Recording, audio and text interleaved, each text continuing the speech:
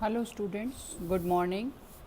यह बीए भाग third year की इकोनॉमिक्स की क्लास है, जिसमें आज हम दोबारा इकोनॉमिक्स का जो पहला पेपर है, इकोनॉमिक डेवलपमेंट, उसकी एक यूनिट है, उसे शुरू कर रहे हैं। आज के हमारे चैप्टर का नाम है इकोनॉमिक ग्रोथ एंड डेवलपमेंट, आर्थिक वृद्धि एवं विकास। यह वाली जो यूनिट है ये आर्थिक विकास पर आधारित है। सबसे पहले हमें ये अवधारणा क्लियर होनी चाहिए कि आर्थिक वृद्धि किसको कहते हैं और आर्थिक विकास किसको कहते हैं। वणिकवादियों व स्मिथ से लेकर मार्क्स व कीन्स तक के सभी अर्थशास्त्रियों ने आर्थिक विकास का अध्ययन किया, लेकिन उनका ध्यान ऐसी समस्याओं की ओर रहा जिनकी प्रकृति स्थैतिक थी तथा जो विशेषतः पश्चिमी यूरोपीय देशों से संबंधित थी।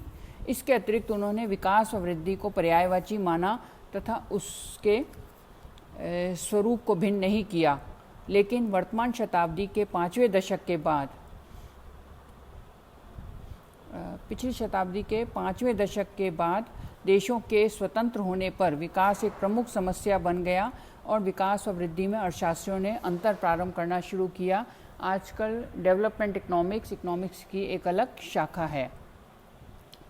आर्थिक वृद्धि की अवधारणा। सर्वप्रथम हम आर्थिक वृद्धि और आर्थिक विकास किसको कहते हैं ये देखेंगे। आर्थिक वृद्धि, अर्थशास्त्रियों ने आर्थिक समृद्धि को दीर्घकाल में सकल घरेलू उत्पादन में लगातार वृद्धि के रूप में परिभाषित किया है, जबकि आर्थिक विकास एक विस्तृत तत्व होता है जो न केवल सकल घरेलू उत्पादन में वृद्धि को बताता है अपितु आर्थिक, सामाजिक और सांस्कृतिक परिवर्तन को भी इसमें शामिल किया जाता है। इस स्लाइड में आप देख सकते हैं, आर्थिक विकास का मतलब होता है आर्थिक वृद्धि प्लस परिवर्तन, इकोनॉमिक ग्रोथ प्लस चेंज। आधुनिक समय में विकास की प्रक्रिया अधिक महत्वपूर्ण है। एक और जहां आर्थिक समृद्धि को सकल राष्ट्रीय उत्पादन या प्रति व्यक्ति उत्पादन के रूप में प्रकट किया जाता है, तो दूसरी ओर आर्थिक विकास में गुणात्मक पहलुओं पर अधिक ध्यान दिया जाता है।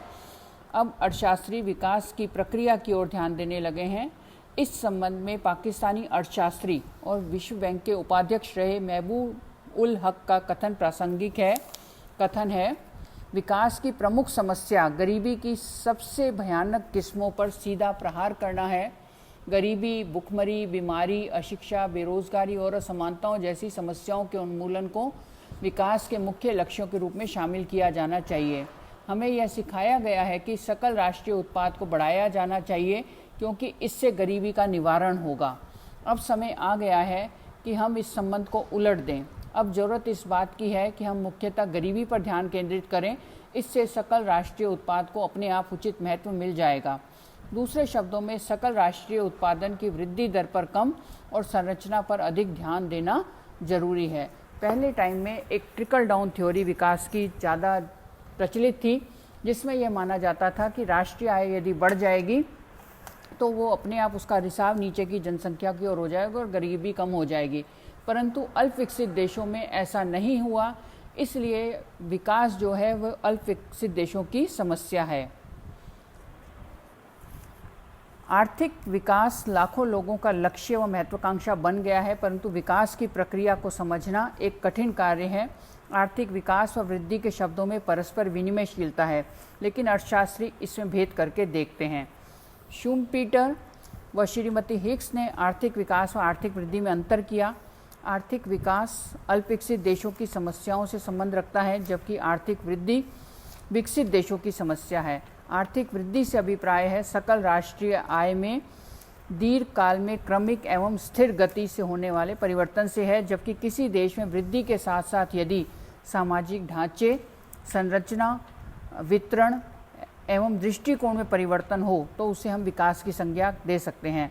अर्थात अल्प विकसित देशों में राष्ट्रीय आय में वृद्धि के साथ साथ साक्षरता बढ़नी चाहिए, जीवन प्रत्याशा में परिवर्तन होना चाहिए, कृषि का अर्थव्यवस्था में महत्व धीरे धीरे कम होना चाहिए, लोगों के काम के प्रति दृष्टिकोण बदलना चाहिए और विकास के प्रति इच्छा व लालसा होनी चाहिए। आर्थिक वृद्धि को एक स्वाभाविक व सामान्य प्रक्रिया माना जाता है, जिसके लिए समाज को विशेष प्रयत्न नहीं करना होता। जबकि आर्थिक विकास में संरचनात्मक परिवर्तनों का होना आवश्यक है। जैसे 19वीं शताब्दी में अमेरिका की आर्थिक प्रगति को वृद्धि तथा रूस तथा एशिया के देशों में जो प्रगति हुई है उसे विकास कहा जाएगा। इन देशों में प्रगति निश्चित प्रयासों का परिणाम है। प्रोफेसर शुमपीटर ने आर्थिक विकास की प्रकृति को बतलाते हुए लिखा है कि विकास एक स्थिर अवस्था में एक विच्छिन्न एवं स्वतः परिवर्तन है जो पहले से स्थापित साम्य की अवस्था को सदैव के लिए पूरी तरह से बदल देता है, जबकि वृद्धि दीर्घकाल में होने वाला एक क्रमिक व स्थिर गति से होने वाला परिवर्तन है जो बचत व जनसंख्या वृद्धि दर में होने वाली सामान्य वृद्धि के परिणाम स्वरूप होता है। अतः हम ये कह सकते हैं कि विकास एक विस्तृत विचार है जबकि वृद्धि एक संकुचित धारणा है। बिना विकास के वृद्धि संभव है, लेकिन विकास के लिए वृद्धि आवश्यक है।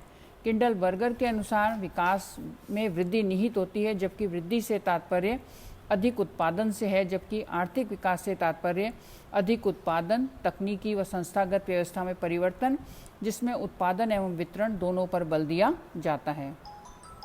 नेक्स्ट हेडिंग हमारा है आर्थिक विकास को प्रभावित करने वाले तत्व।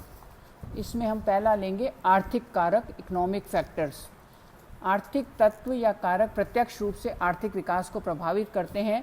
इन आर्थिक कारकों के परिवर्तन, वृद्धि अथवा कमी होने से उत्पादन की मात्रा तथा पैमाने को प्रभावित किया जा सकता है। साथ ही उत्पादकता और कुशलता में वृद्धि करते हैं, जिससे उत्पादन की मात्रा तथा पैमाने में लंबे समय तक वृद्धि होना संभव है।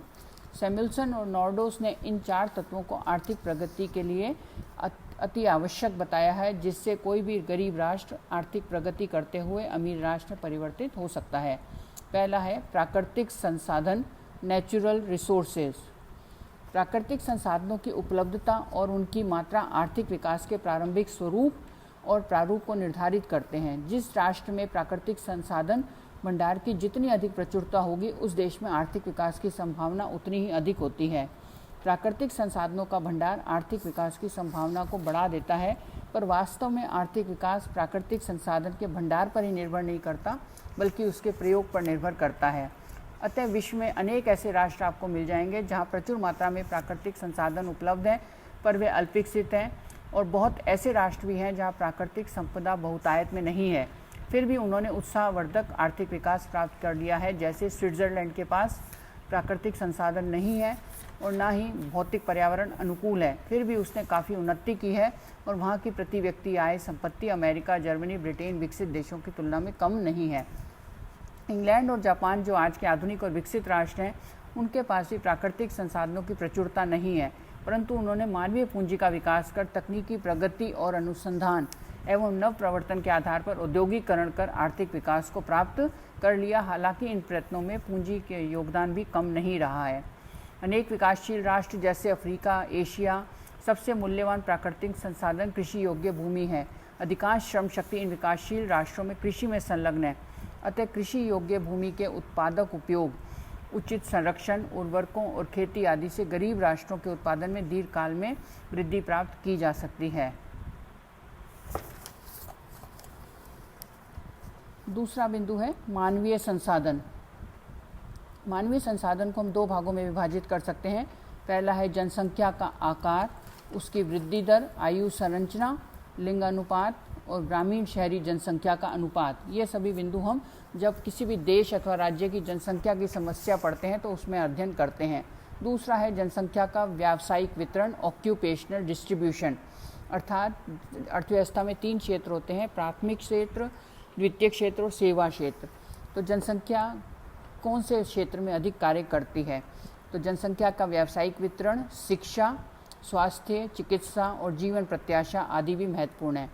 एक और प्रथम कारक निरपेक्ष रूप से श्रम शक्ति के आकार तथा स्वरूप का वर्णन करता है, जबकि दूसरा तत्व जनसंख्या के मानवीय पूंजी को बताता है, जो उसकी कुशलता तथा उत्पादकता की जानकारी देगा। प्रतिष्ठित अर्थशास्त्रियों ने उत्पादन के तीन ही प्रमुख साधन बताए थे, भूमि, श्रम और पूंजी। तीन में से दो साधन भूमि और पूंजी को उत्पादन के निष्क्रिय साधन माने गए, जबकि श्रम को उत्पादन का एक सक्रिय साधन माना गया था, जिसका अर्थ था कि बिना श्रम के उत्पादन की प्रक्रिया नहीं हो सकती। अतः उत्पादन में श्रम की केंद्रीय भूमिका है। प्रतिष्ठित अर्थशास्त्रियों ने यह बताया कि उत्पादन में अन्य साधनों के स्थिर रहने पर और श्रम की उत्तरोत्तर अधिक इकाइयों का उत्पादन में एक सीमा तक वृद्धि करते हैं तो उसके पश्चात उत्पादन की वृद्धि कम हो जाती है। इसे उत्पादन ह्रास नियम कहते हैं। ये आप लोग फर्स्ट ईयर में पढ़ चुके हैं। जब तक उत्पादन में वृद्धि होती है, श्रम की मात्रा में वृद्धि उपयुक्त है। जनसंख्या में वृद्धि से श्रम की शक्ति में वृद्धि संभव है। इसका अभिप्राय यह है कि जनसंख्या में वृद्धि विकास के लिए लाभदायक है, परंतु एक सीमा के बाद जनसंख्या की लगातार वृद्धि विकास के साधनों पर दबाव डालती है, जिससे उत्पादन वृद्धि अवरुद्ध हो जाती है। जो राष्ट्र अपनी प्रति व्यक्ति आय को बढ़ाने में सफल रहे हैं, वहाँ पर जनांकीय संक्रमण को प्राप्त करने और जनसंख्या वृद्धि में स्थिरता, नीची जन्म दर और मृत्यु दर को नियंत्रित करने में वो सफल रहे हैं। ऐसे जैसे एक राष्ट्र अमीर हो जाता है तो वहाँ पर शिशु जन्म दर में कमी आ जाती है, क्योंकि मनुष्य स्वयं ही स्वेच्छा से जन्म दर में कमी करते हैं, जिससे उन्हें अधिक बच्चे खेती करने के लिए अब नहीं चाहिए, क्योंकि उनकी खेती पर निर्भरता कम हो जाती है और शिक्षा इत्यादि को अत्यधिक महत्व देते हैं। अत्यधिक ऊंची जनसंख्या वृद्धि के साथ गरीब राष्ट्रों को जनसंख्या के गुणात्मक पहलू पर ध्यान देना चाहिए। विकासशील राष्ट्रों में मानवीय संसाधन निर्माण और विकास के लिए नियोजनकर्ता को अनेक कार्यक्रम चलाने पड़ते हैं, जैसे बीमारी नियंत्रण, स्वास्थ्य सुधार और पोषण आदि, ताकि कुपोषण से मुक्ति मिल सके। शिक्षा प्रसार, अशिक्षा में कमी और प्रशिक्षण देना, ताकि कौशल का विकास हो सके और लोगों की आय में वृद्धि हो। और मानवीय पूंजी का महत्व, अंतर्राष्ट्रीय बाजार में अन्य तत्वों को खरीदा जा सकता है, परंतु श्रम जो देश के अंदर होता है उसे शिक्षित और प्रशिक्षित करने से विकास की प्रक्रिया सरल हो सकती है। नेक्स्ट बिंदु है पूंजी निर्माण, कैपिटल फॉर्मेशन। आधुनिक औद्योगिक युग में अनेक एवं विविध प्रकार की पूंजीगत वस्तुओं की आवश्यकता होती है। राष्ट्र को अपने वर्तमान उपभोग में कमी करके उसका उपयोग लाभदायक उत्पादन में क्रिया में करना होता है, परंतु समस्या यह है कि गरीब देशों में अधिकांश लोग जीवन निर्वाह के स्तर पर निवास करते हैं। जब व्यक्ति गरीबी के स्तर पर रह रहे होते हैं तो वर्तमान उपभोग को कम कर भविष्य के उपभोग के लिए बचत करना मुश्किल नहीं बल्कि असंभव होता है। विकसित राष्ट्र पूंजी निर्माण के लिए राष्ट्रीय आय को कम से कम 20% बचत और विनियोग करते हैं, जबकि गरीब देशों में यह 5% से भी कम होता है। W. रोस्टो के अनुसार टेक ऑफ स्टेज, जो विकास का एक महत्वपूर्ण चरण होता है, में कम से कम राष्ट्रीय आय का 10% बचत विनियोग के रूप में काम में आना चाहिए। गरीब देशों में जो भी बचत होती है वह अधिकांश बढ़ती हुई जनसंख्या के आवास, सामान्य औजार आदि जुटाने में ही समाप्त हो जाती है। बहुत कम बचत विकास के लिए उपलब्ध हो पाती है। ऑर्थर लुइस ने भी इस बात पर विशेष बल दिया कि गरीब राष्ट्रों में बचत व पूंजी निर्माण की दर, जो वर्तमान में 5% के लगभग है, जिसे विकास को दीर्घकालीन करने के लिए 10 से 12% तक बढ़ाया जाना चाहिए। ये सब सिद्धांत अभी हम इस यूनिट में आगे पढ़ेंगे। रेगनार नर्स्टने ने अल्पविकसित देशों के पूंजी निर्माण की समस्या पर विस्तार से विवेचन किया है। उन्होंने गरीब के कुचक्र को वर्णन करते हुए बताया कि मांग और पूर्ति पर इनके कारकों और प्रभावों का प्रभाव पड़ता है। नेक्स्ट है तकनीकी परिवर्तन एवं नवप्रवर्तन, टेक्नोलॉजिकल चेंजेस एंड इनोवेशंस। नव औद्योगिक युग में तकनीकी विकास को विकास का पहिया कहा जाता है। सौभाग्य से विकासशील राष्ट्रों को विकसित राष्ट्रों में पहले से विकसित तकनीक को प्राप्त करने का लाभ स्वतः मिल जाता है। आजकल आप जानते हैं पूरी दुनिया एक ग्लोब के समान छोटी हो गई है। कोई आविष्कार विकसित देशों में होता है तो फिर विकासशील देशों में ही वो टेक्निक आ जाती है। अतः विकासशील राष्ट्रों को तकनीक के अनुसंधान और विकास पर लगने वाले अत्यधिक समय और धन की बचत हो जाती है। इसलिए विकासशील राष्ट्रों को न्यूटन जैसे वैज्ञानिकों की खोज और पुनरावृत्ति की आवश्यकता नहीं है। उन्हें तो केवल न्यूटन द्वारा विकसित गुरुत्वाकर्षण सिद्धांत को किसी भी विज्ञान की पुस्तक से पढ़ना, समझना और उपयोग करना है। उन्हें औद्योगिक क्रांति की धीमी और टेढ़ी मेढ़ी राह पर चलने की आवश्यकता नहीं है। उन्हें तो जो भी वस्तु का आविष्कार हो गया है केवल उसका आगे प्रोडक्शन करना है और अपनी जन विकास में उसका उपयोग करना है।